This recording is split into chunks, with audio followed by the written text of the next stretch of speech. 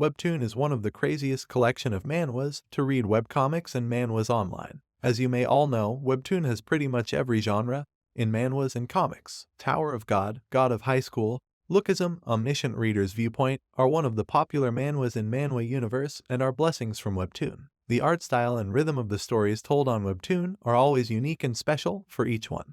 And today, we got a whole new genre to explore, zombies and survival.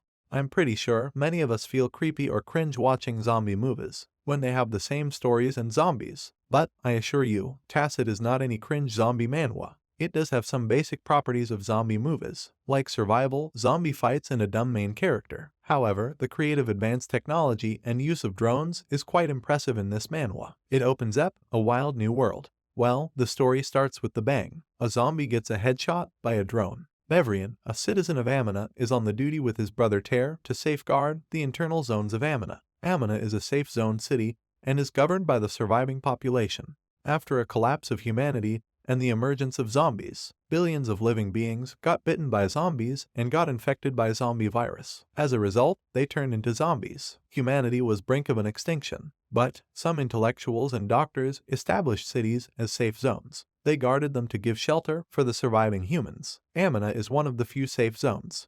Dune and his niece Ruby are on the top of an abandoned building. Dune is teaching Ruby to fly the drone with the chip implanted into their brains. They can control their drone through their brain signals, and they can manipulate it without any remote controller. For some people, it might be challenging. Some can control the drone when the drone is in sight, but when the drone is out of sight, they can't control it. While some people can control it just by synchronizing themselves with the sight of drone. In case of Ruby, it's the opposite. She is not a fast learner. She has to close her eyes and switch to drone sight and then control the drone. While doing so, she sees a boy hiding inside a nearby building. She tells Dune about it, but Dune suggests that he might be a zombie. However, Ruby was certain that it was not a zombie, but a human. She runs for the building, and as she enters, a boy with white hairs and pale face and white eyes was at the corner right beside her. The same appearance and impression of a real zombie. She thinks she was mistaken and points the gun to shoot him. The boy immediately shouts, "Please don't shoot."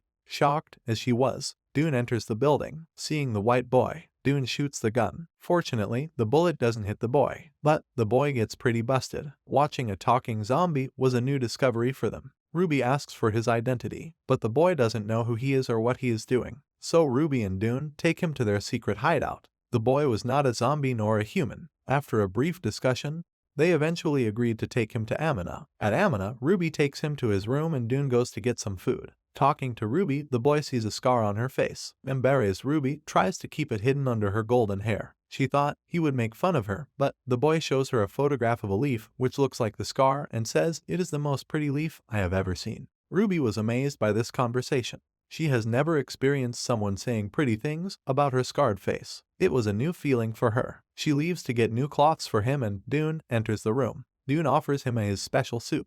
The boy takes it, but he says it's salty and he can't taste anything. Dune was curious of his own dish, so he tries to taste it. Ruby enters to give the cloths, but what she sees was horrifying. Dune was turned into a zombie. Just when he was about to bite Ruby, the white boy grabs Dune. Ruby shouts for help. At the same time, Bevrian and Ter enters the room. Seeing Dune into a miserable condition, Bevrian sees only one option. He shoots Dune into his head. Dune dies in an instant. Lisa, the head of Amina, arrives at the moment. She sees Dune turned into zombie with a hole in his head. She looks at Ruby and says, "Is this what you wanted?" Dune was son of her former research partner, Simon. Looking at the white boy, she knows he was the cause. She takes him and orders to disinfect the room and investigate the cause. Upon looking into camera, it was clear that Dune turned into zombie because of the saliva from the soup. He didn't attack the boy, as it looks like he rather treated the boy as a zombie. In investigation and medical results, the body of the white boy was completely dead. Only his brain was in control. His heartbeat has also stopped.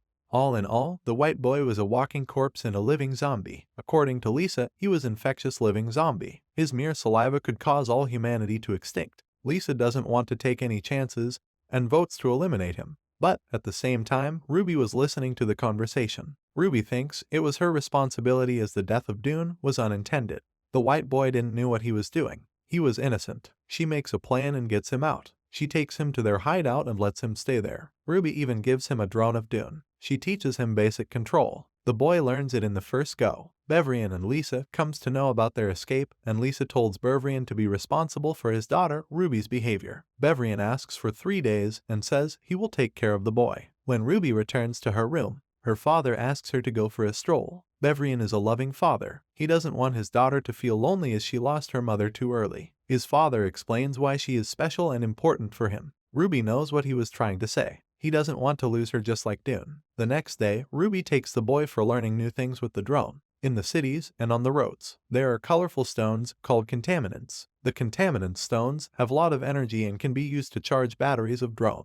The zombies can't get near them as the contaminants reacts as poison for zombies. However, when the boy goes near them, they didn't react. They treat him as human. Ruby thought it was only possible if he was human. As they were returning, a white masked zombie with bloody smile on his face comes before them. He was holding a head of a corpse. He throws the head and crushes it with a spike. Watching the splittering blood, he calls to the white boy, "Brother, come with me." Ruby thinks he was referring to the boy next to him, and the white boy thought it was Ruby. The white boy immediately pulls up a gun from Ruby's bag and threatens the masked man. They escape to Amina. Upon returning to the hideout, Ruby thinks that the boy should get away from this zone and go outside where he would be safe. She leaves the gun as a protection for him.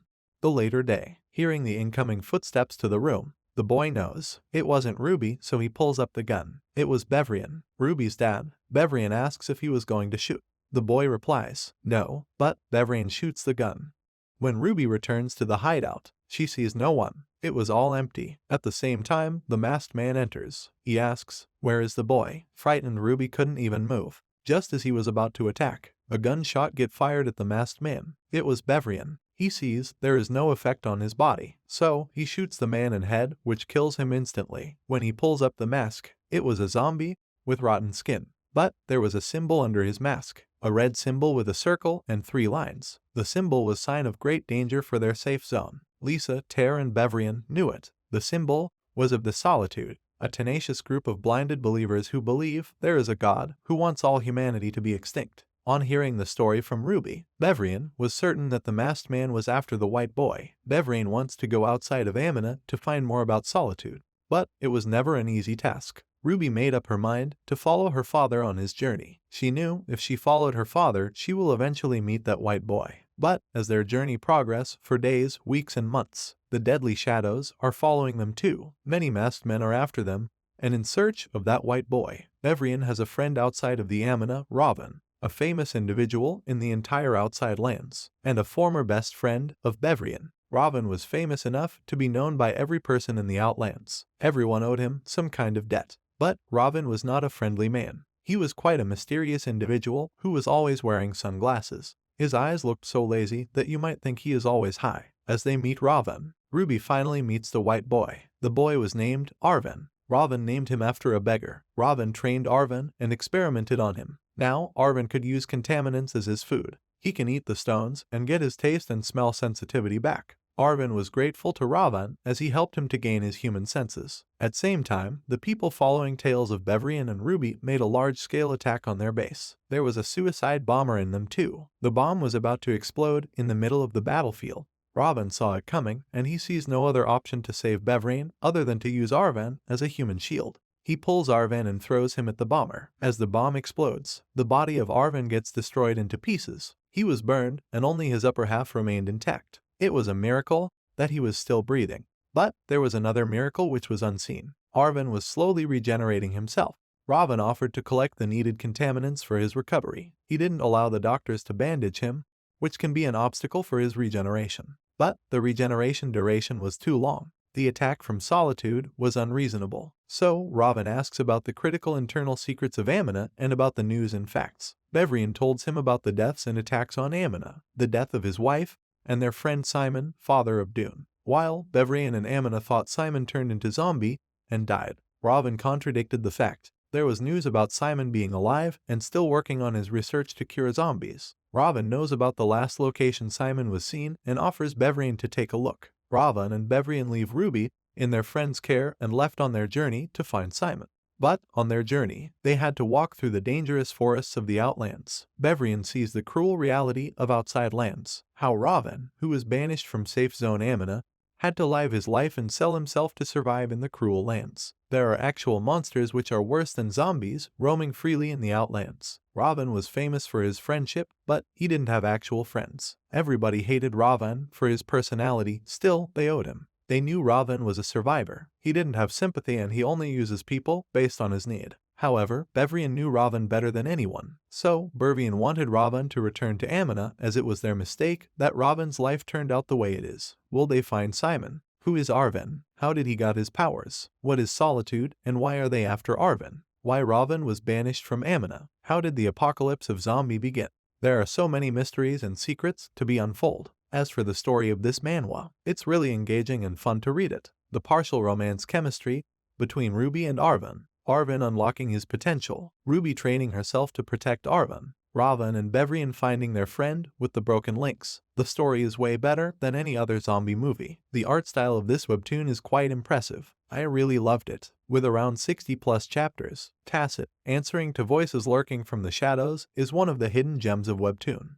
It's definitely a good storyline with action scenes and romance combined. A zombie manhwa this good is really a rare grade. You will love it. Make sure to give it a watch and join the fun. If you are someone who loves reading manhwa and animes, subscribe now and join us in our journey. Also, get notified for new manhwa updates and hidden gems. Thank you for watching this video and see you again.